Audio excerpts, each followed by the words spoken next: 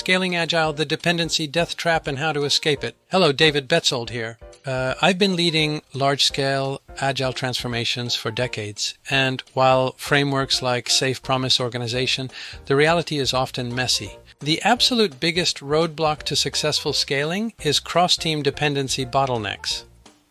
If your company has adopted any scaled framework, you'll know this pain, especially during program increment planning. The problem? When collaboration becomes chaos. In a large enterprise, no single team owns the full customer experience.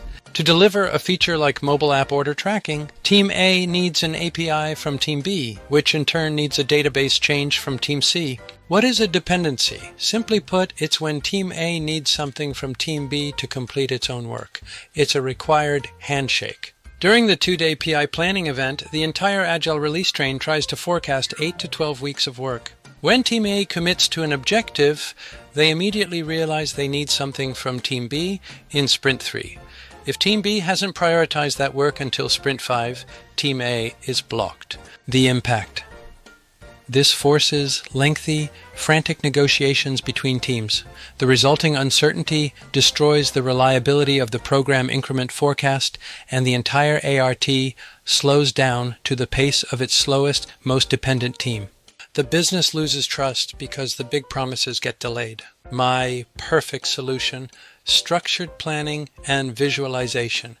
We needed to shift the focus of PI planning from listing work to resolving constraints. The solution wasn't adding more managers, it was increasing transparency and discipline in our sessions.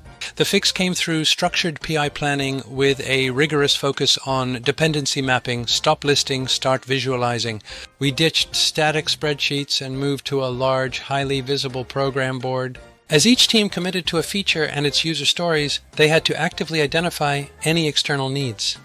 The spaghetti string test. Every dependency was represented by a simple piece of string or a visible marker connecting the requiring team to the providing team on the board. This simple visualization instantly highlighted the bottlenecks.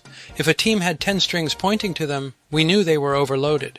Active negotiation, not passive recording. We didn't just record the block, we forced a negotiation right then and there. The teams had to agree on the exact sprint the dependency would be delivered.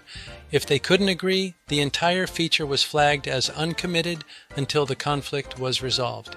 The proven result: concrete data. This shift from passive documentation to active visual resolution paid massive dividends.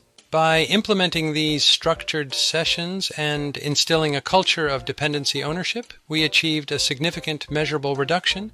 We reduced key cross-team dependencies by a substantial 60% across multiple Agile release trains. This drop in dependencies immediately led to higher PI objective attainment, smoother system demos, faster feature lead times, because teams weren't spending half their sprint waiting. My key advice to you: if you are a Scrum Master, RTE, or product owner facing this challenge, here is my single most important piece of advice. Assign a clear, accountable owner to every dependency. It's not enough for Team A to say, we need X from Team B. When that string goes up on the program board, it must be assigned to an owner whose job is to actively follow up, check on the status, and raise the alarm immediately if the dependency is at risk. The dependency is resolved not when the work is committed, but when the integration is complete. Ownership ensures that required work is actively managed, not passively awaited. Are your teams waiting on others? Or are they owning their destiny? Hit that subscribe button and press the bell for further updates where I'll show you exactly how to integrate continuous improvement into your daily work.